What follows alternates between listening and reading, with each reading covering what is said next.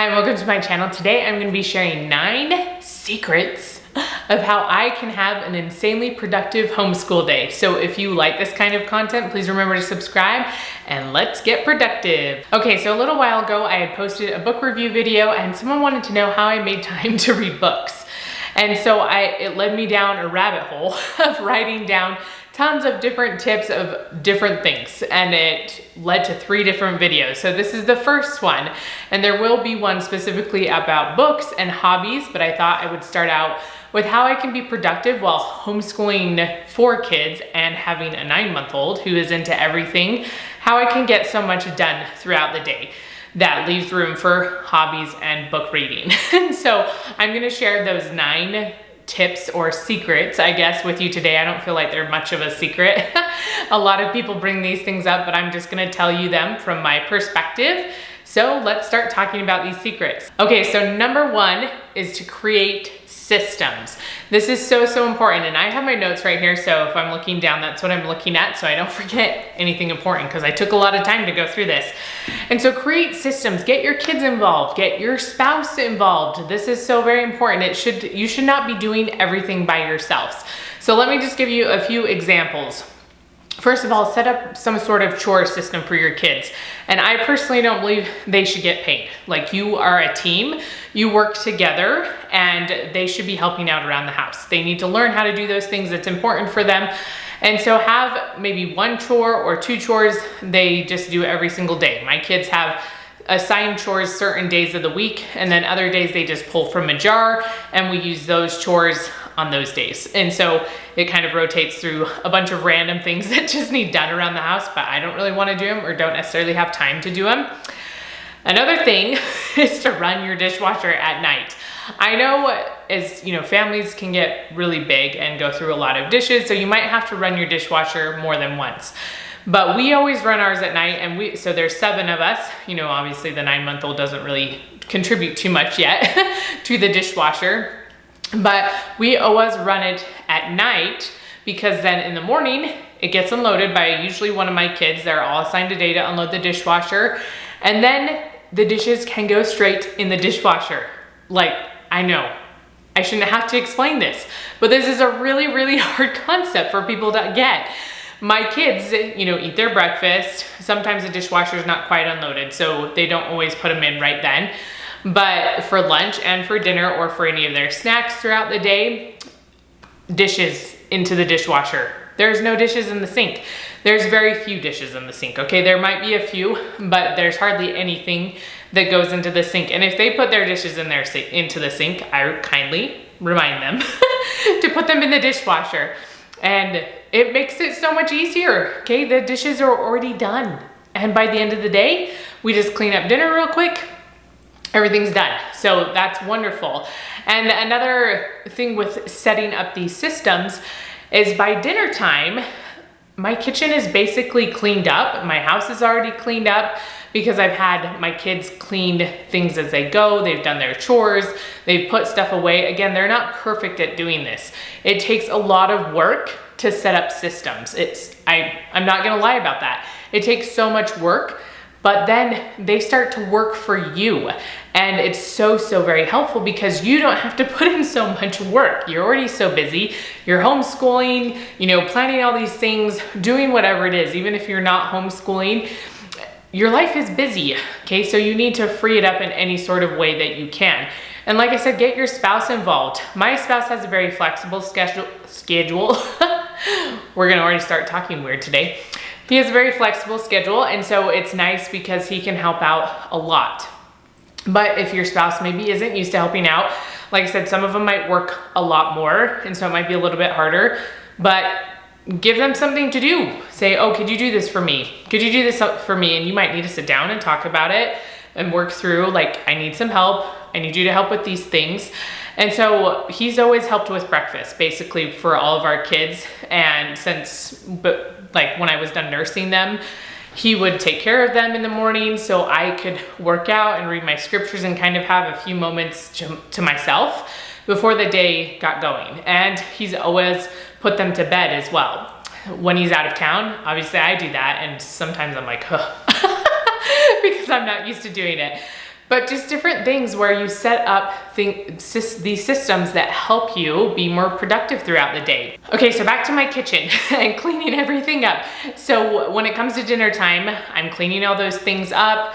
There's not too much to clean, and most of the house has already been kind of refreshed and cleaned up a little bit, but I just put the dishes away, hurry and clean everything up.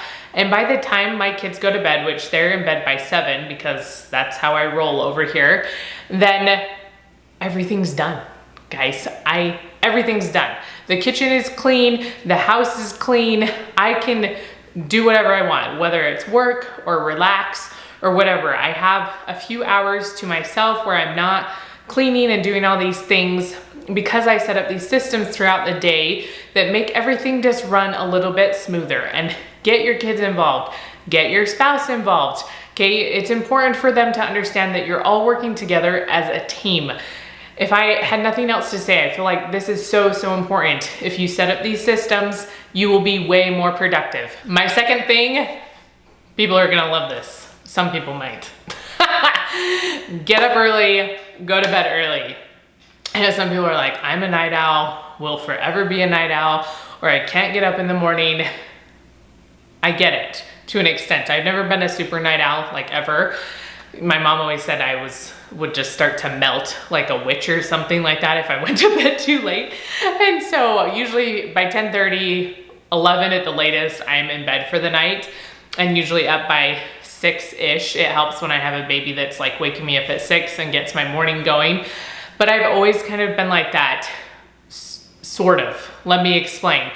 And so for a long time, I wanted so badly, I'd have people talk about how they get up early and they work out in the morning and they'd be done for the day.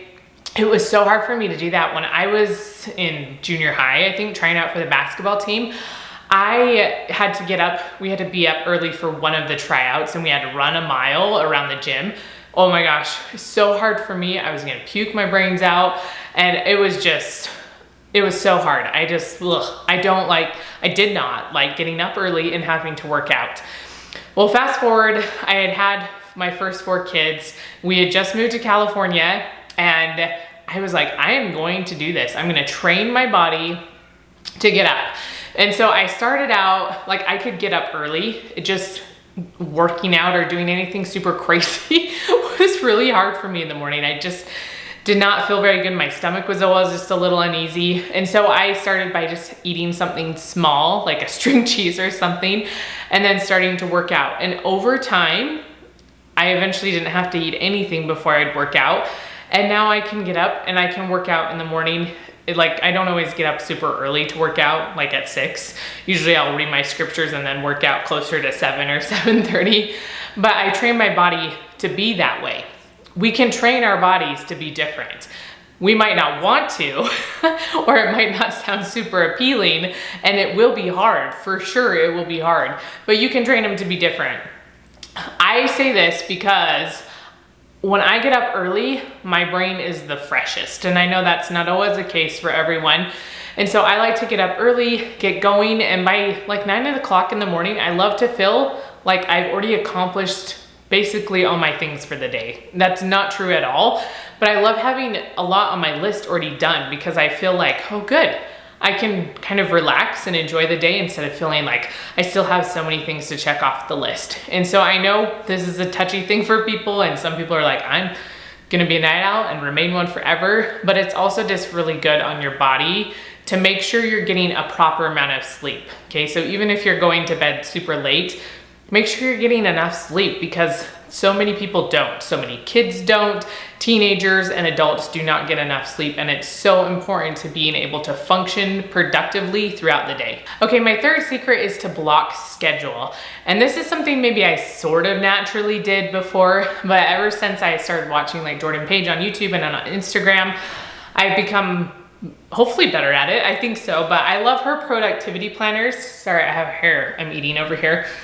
And you don't have to have this planner to be able to do a block schedule. You could do it on your phone. You can just have a piece of paper. This one I'm almost done with, but let me show you. So it just has blank pages in here, which is kind of nice. You can write in the dates. So then if you miss a week or two, you're not wasting a planner. You can still use them. So it just has blank blocks right here. And I think she recommends like 2 to 3 hours or 4, you know, maybe 3 to 4. I can't remember for sure. Anyways, and you block out your day instead of just, this is getting done at this time, this is getting done at this time, because there's always little things that come in that might interrupt those things. And so just, this is my work block, this is my school block. So a lot of times in the morning when we homeschool, I'll put like, this is my school block, and I'll put, we're doing group work, we're doing individual work, and maybe like doing piano practice with my 5-year-old. Those are the things that can fit in between 9 and 12.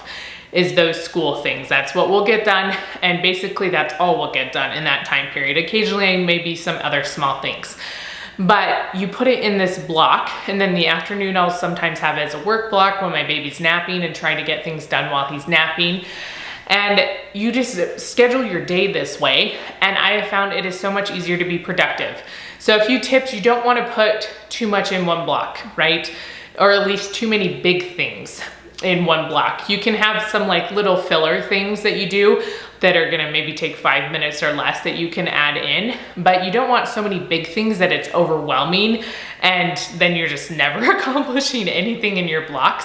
And so just put, you know, like I said, homeschool, just 1 or 2 things that you're doing for homeschool that's reasonable to get done in 3 hours. Usually in the afternoon, only like 1 or 2 big things can I get done between all my kids doing stuff and the baby taking a nap. And so that's kind of how I schedule that out. And then my evening hours are my most productive time because my kids are in bed. The baby goes to bed at 6:30 and he won't wake up until like 6 or 6:30 the next morning. And so if I really have a lot of things that I need to get done, I know when to schedule them in because those are gonna be maybe brain-wise not my most productive hours. Sometimes they can be, but it's when I have the most uninterrupted time. So that's when I like to schedule those things in. And also for the week, I like to make a list. In this planner, Jordan gives you just a page with blank lines and you can make a list for the week. So you need to prioritize what has to be done that week. Okay, what the like necessary things, because we all have a lot of things that probably don't need to be done that week. And so just kind of fill in with what has to be done that week. And then you can put the other things off to the side. So if you have time to do those things, you can, but if not, they're not like necessary things for that week to actually function. And then as you go throughout your days, you can look back on that list and be like, okay, I can put this in today and I can put this in today. And so she calls it like a brain dump. Like you sit there at the beginning of the week, you can do this every day because new things are gonna come up. You're gonna just dump everything on the page that needs to be done for the week and kind of prioritize what needs to be done the most or what you can spend time on each day. My 4th thing is to put less on your schedule, not more, okay? Don't overschedule your life. So I know we hear this constantly, but that's because nobody gets it yet. Everybody is still overscheduling their lives, okay? They have too many things going on. They think they need to be involved in all the things, okay? There's major FOMO going on here, but really, we are so much more productive. We're so much happier.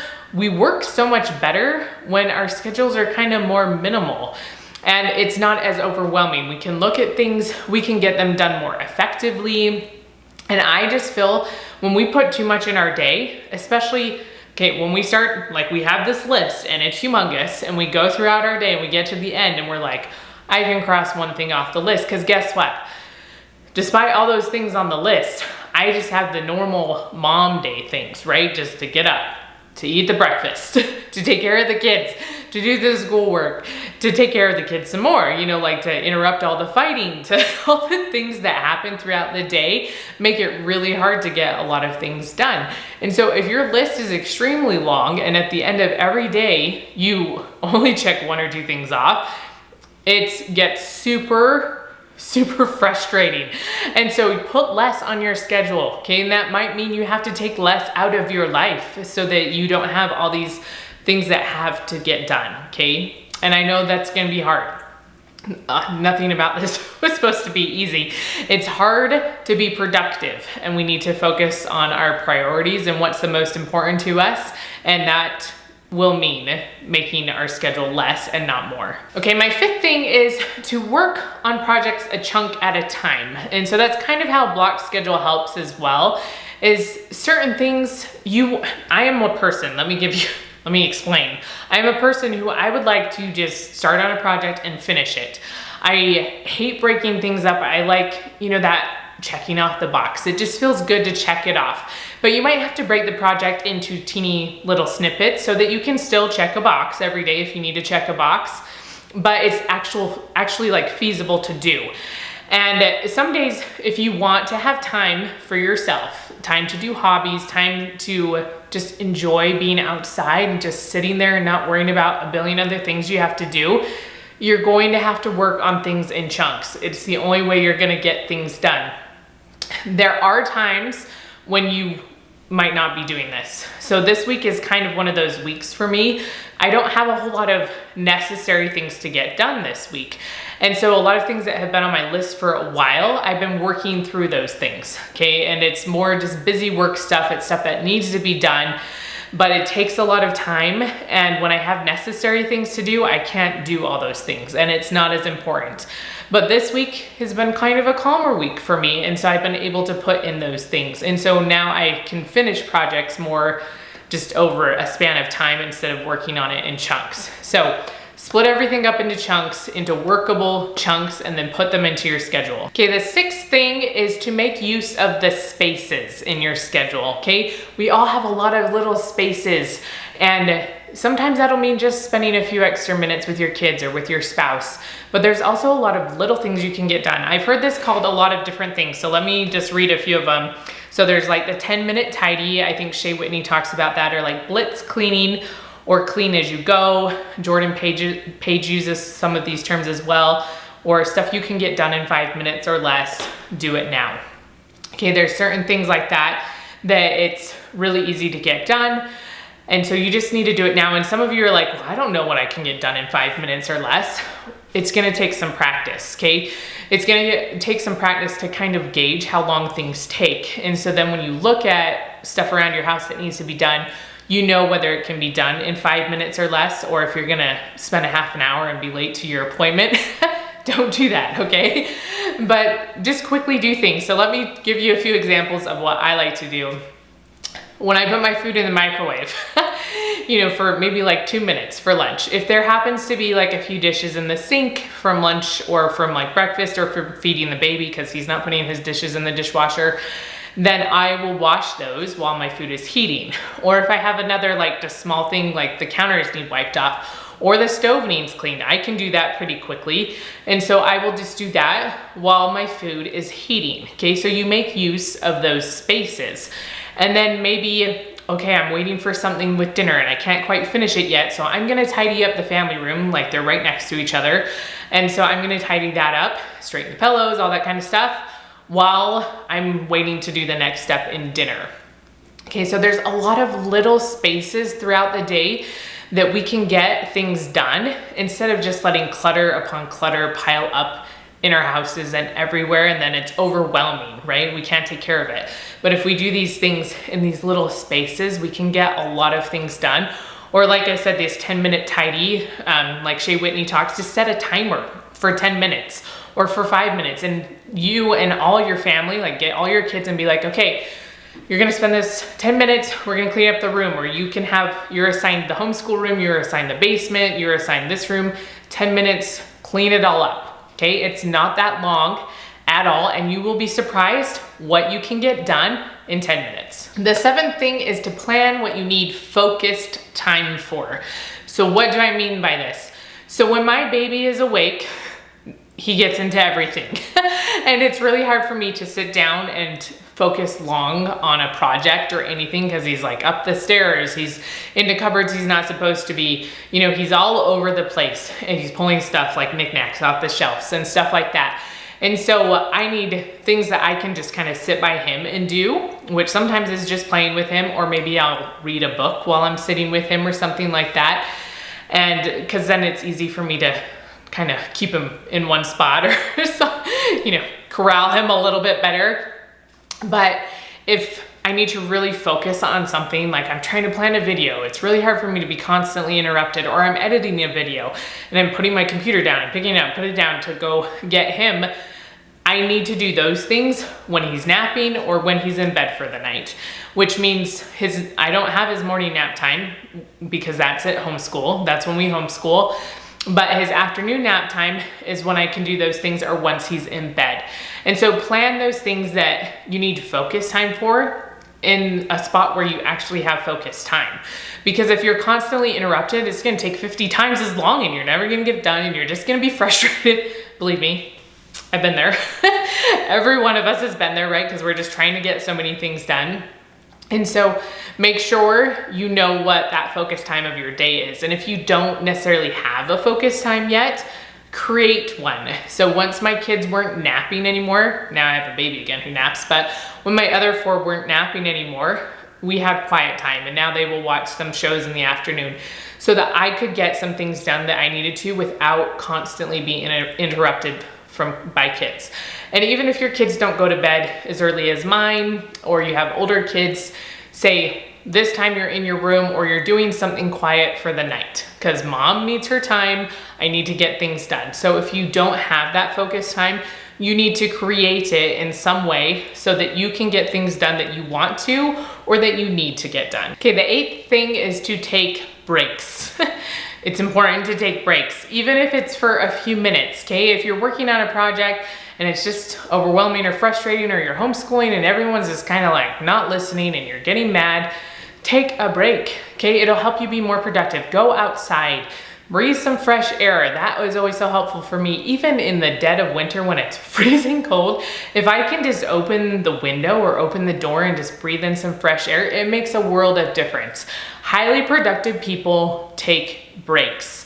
Otherwise, your brain is going to fry, or you're gonna be crazy. You're gonna be more irritable, okay? So take a break. Somehow find a way. And again, it doesn't have to be long. It can just be a minute or 2, and it will make such a big difference. Try it. You will see taking breaks makes a huge difference. And the 9th thing of highly productive people, this is the last thing, and a very important thing that some people, again, might not like.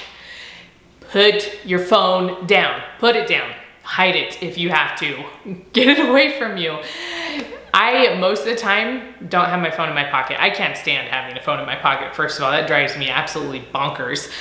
But don't put it in your pocket. Not on your person at all. No. Put it away. Somewhere else. I don't care if you forget it when you go to the store. You will survive. We lived a very long time without phones like that, without cell phones. So I think you'll be okay.